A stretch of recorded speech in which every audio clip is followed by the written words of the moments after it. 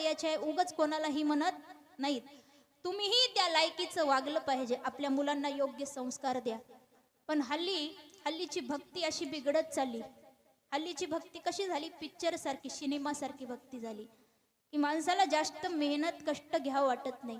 जसं सिनेमा बघत असताना त्यामध्ये एखादा नायक असतो, नायिका असते, त्यांच्यावर एखादं फार मोठं संकट येतं आणि संकट आल्यानंतर ते देवाच्या पुढे जातात आणि नाचू नाचू देवाच्या पुढे एखादं गाणं म्हणतात की लगेच देव प्रसन्न होतो.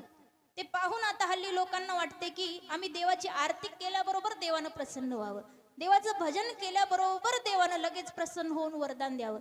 पण आयुष्यभर आपल्याला परमार्थ करावा लागतो, तेव्हा मग शेवटी आपल्याला फळ प्राप्त होत असतं. पण आता माणसाच्या मनात धीर नाही, लगेच फळ भेटावं वाटतं आणि भक्ती करायला या वाटत नाही.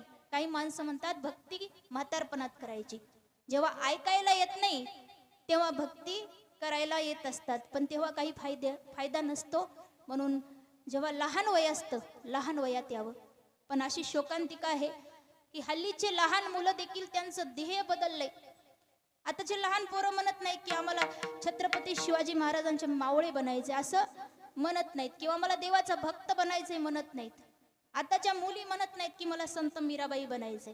आताच्या पोरांना विचारा तुम्ही काय बनायचे, त्यांचं उत्तर असतं मला सलमान खान बनायचे. काय म्हणतात? सलमान खान. मुलींना विचारा